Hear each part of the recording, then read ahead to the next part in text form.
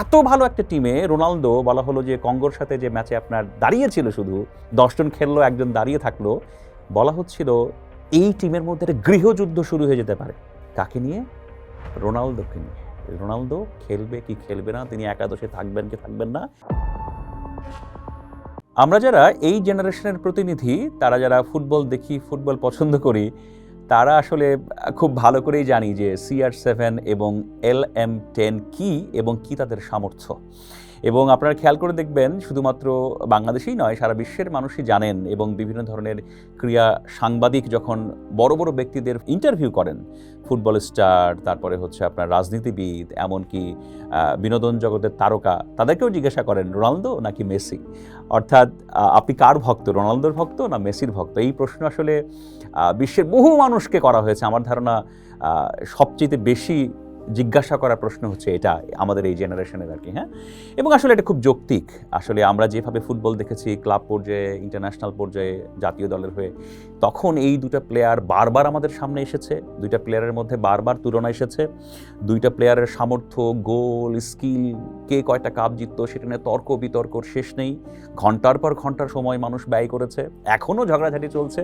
এবং 2026 সালে যখন আসলে বিশ্বকাপ চলছে, তখনও বারবার আলোচনা হচ্ছে মেসি না রোনালদো। ইভেন আজকে যখন আপনাদের সঙ্গে কথা বলছি এই পডকাস্টে, তখন আমি দৈনিক প্রথম আলোতে একটা সংবাদ পড়ে আসলাম যে মেসিকে বারবার জিজ্ঞাসা করা হচ্ছে রোনালদোকে নিয়ে, এবং মেসি মোটামুটি বিরক্তিই প্রকাশ করেছেন যে প্লিজ রোনালদোকে টেনে বা রোনালদোকে কাছে নিয়ে সে তুলনা করে কোনো প্রশ্ন আমাকে করবেন না। তিনি এক ধরনের বিরক্তিই প্রকাশ করেছেন। যাই হোক, এটা হয়তো সাংবাদিকদের জন্য খুব স্বাভাবিক বিষয়, কারণ আসলে তারা যে লেভেলের, যে প্রোফাইলের দুইজন প্লেয়ার, তাদেরকে আসলে অবজ্ঞা করার বা পাশ কাটিয়ে রাখার কোনো সুযোগ নেই। এখন কথা হচ্ছে 2026-এর বিশ্বকাপে রোনালদো। 2026-এ যখন রোনালদো বিশ্বকাপ খেলতে এসেছে, তার বয়স 41 বছর পেরিয়ে গেছে, বলতে পারেন 42 বছর চলছে, এবং তিনি একজন বৃদ্ধ মানুষ।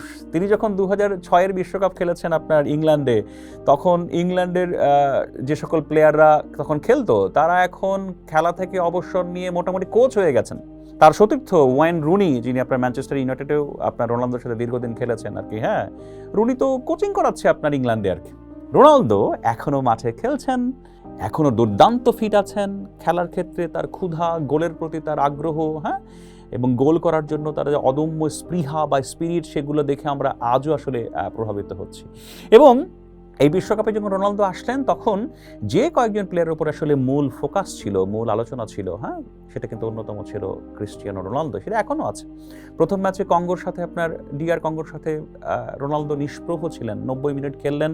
খেলার পরে অনেকেই বলে ফেললেন যে 10 জন প্লেয়ার খেলছেন, একজন প্লেয়ার দাঁড়িয়ে আছেন। যিনি দাঁড়িয়েছিলেন মাঠে, দাঁড়িয়ে আছেন মাঠে, বলা হচ্ছে তিনি রোনালদো, এবং তিনি দলের বোঝা হয়ে গেছেন, এটাও বলা হচ্ছিল। ইভেন BBC ওয়ার্ল্ড সার্ভিসের যে আপনার ওয়ার্ল্ডের যে হচ্ছে আপনার BBC ওয়ার্ল্ড কাপের যে পেজ, তাকে সংবাদ প্রকাশ করা হয়েছে যে রোনালদোকে নিয়ে পর্তুগাল টিমে, যে পর্তুগাল টিমকে বলা হচ্ছে এবার বিশ্বকাপের অন্যতম ব্যালেন্স একটা টিম, যে টিমে আপনার ইউরোপের বড় বড় ক্লাবে খেলা পরীক্ষিত প্রতিভাবান খেলোয়াড়রা যে টিমে আছে, হ্যাঁ, যেমন ধরেন ম্যানচেস্টার ইউনাইটেডের ব্রুনো ফার্নান্দেজ আছে, তারপরে হচ্ছে আপনার PSG-র নাভাস আছে, ভিতিনহা আছে, এবং অন্যান্য যারা প্লেয়ার তারাও ইউরোপের বড় বড় ক্লাবকে প্রতিনিধিত্ব করছে, জোয়াও ফেলিক্স আছে, হ্যাঁ, আরও যদি পুরো টিমের যদি আপনি ঠিকুজি বা পুরো টিমের যদি ইন্টারন্যাশনাল ক্লাবে খেলার যদি আপনি তালিকা দেখেন, দেখা যাবে যে ইউরোপের প্রত্যেকটা শীর্ষ লিগের শীর্ষ টিমে আসলে এই প্লেয়ারগুলো খেলেন। তার মানে হচ্ছে এটা খুবই ব্যালেন্স এবং খুব ভালো একটা টিম, এবং তাদের কোচও একজন অসাধারণ টেকনিশিয়ান, রবার্তো মার্টিনেজ। তিনি যে খুব ভালো কিছু করতে পারেন সেটা নিয়ে কিন্তু কারো কোনো সংশয় নেই। তো এত ভালো একটা টিমে রোনালদো বলা হলো যে কঙ্গোর সাথে যে ম্যাচে আপনার দাঁড়িয়েছিল, শুধু 10 জন খেললো, একজন দাঁড়িয়ে থাকলো, বলা হচ্ছিল এই টিমের মধ্যে একটা গৃহযুদ্ধ শুরু হয়ে যেতে পারে। কাকে নিয়ে? রোনালদোকে নিয়ে। রোনালদো খেলবে কি খেলবে না, তিনি একাদশে থাকবেন কি থাকবেন না, সেটা নিয়ে একটা গৃহযুদ্ধের আপনার কি বলা যায় সম্ভাবনা কিন্তু বা ইঙ্গিত কিন্তু BBC দিয়েছে। এখন কথা হচ্ছে, তারপরে উজবেকিস্তান ম্যাচে রোনালদো নামলেন, অল্প সময়ের মধ্যেই 2টো গোল করলেন। উজবেকিস্তানের বিরুদ্ধে আপনার খুব ভালো বড় ব্যবধানেই জয় পেল হচ্ছে আপনার ক্রিস্টিয়ানো রোনালদোর পর্তুগাল। এটা খুব স্বাভাবিক, উজবেকিস্তান অত বড় টিম নয় যে পর্তুগালের সাথে অনেক ভালো ফলাফল করে আপনার পর্তুগালকে চ্যালেঞ্জ জানাবে। উজবেকিস্তানের সাথে 2 গোল রোনালদো করেছেন, খুব স্বাভাবিক, এটা কিন্তু বড় কোনো ধরনের সাফল্য নয়। সামনে আরেকটা ম্যাচ আছে কলম্বিয়ার সাথে, সেখানেও হয়তো রোনালদো ভালো খেলবেন, ভালো করবেন, এটাও প্রত্যাশিত। কিন্তু যখন আপনার এই পর্তুগাল টিম সেকেন্ড রাউন্ডে কোনো ইউরোপিয়ান টিম বা সাউথ আমেরিকার শক্তিশালী কোনো টিমের আপনার মুখোমুখি হবে, তখন কিন্তু আসলে রোনালদোকে অনেক বড় পরীক্ষার সম্মুখীন হতে হবে। কারণ সেই সময় নকআউট স্টেজ, সেখানে খারাপ খেলার কোনো সুযোগ নেই, সেখানে আপনার ভুল সংশোধনের কোনো সুযোগ নেই। একটি ম্যাচ খারাপ খেলবেন বা খারাপ পারফর্ম করবেন, পুরো দলকেই তার সাফার করতে হবে।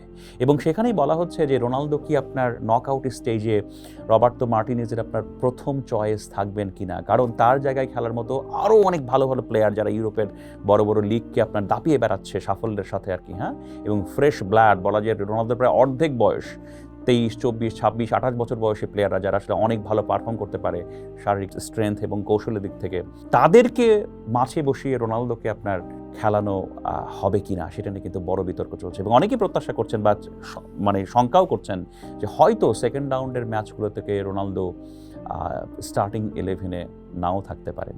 এবং রোনালদোর ক্যারিয়ারটা আমার ধারণা এই পর্তুগাল হয়তো কোয়ার্টার সেমিফাইনাল পর্যন্ত যেতে পারে। এই পর্তুগাল বিশ্বকাপ জিতবে সেটা আমার মনে হয় না, যদিও এটা বিশ্বকাপ জেতার মতো একটা টিম, এই টিম অনেক ভালো করতে পারে, তার সম্ভাবনা রয়েছে। কিন্তু আমার ইন্টেনশন বলে না, এই বিশ্বকাপ হয়তো রোনালদো জিততে পারবে না।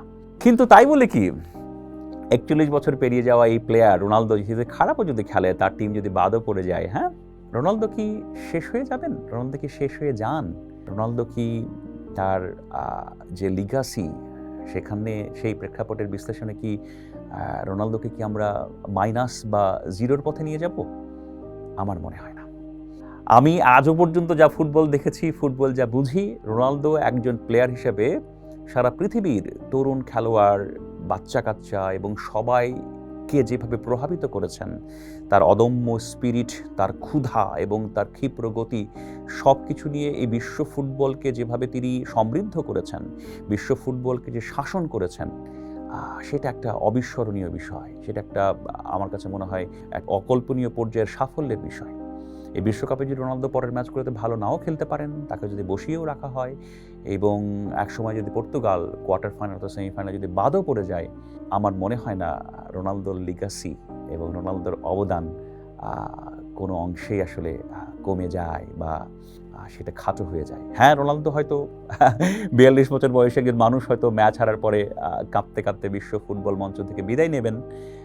সেটা হয়তো আপনার আমার জন্য অনেক কষ্টকর একটা অনুভূতি হবে, কারণ তার মধ্যে একজন ফাইটার, তার মধ্যে একজন প্লেয়ার এভাবে বিদায় নিক, সেটা তো আসলে আমরা কেউই চাই না। যেমনটা আমরা অনেকেই চাইনি যে লিওনেল মেসি একটা বিশ্বকাপ ছাড়া লিওনেল মেসি অবসরে যাবেন।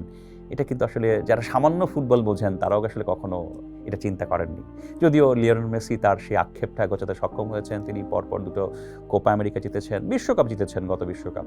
এবং আমরা হয়তো প্রত্যাশা করি যে যদি এমন বিদায়টা রোনালদোরও হতো, সেটা কিন্তু আসলে বলা যায় যে ফুটবল বিশ্বের বা ফুটবলের যে চিত্রনাট্য, সেই চিত্রনাট্যটা আসলে পরিপূর্ণ হতো। কিন্তু হয়তো হবে না।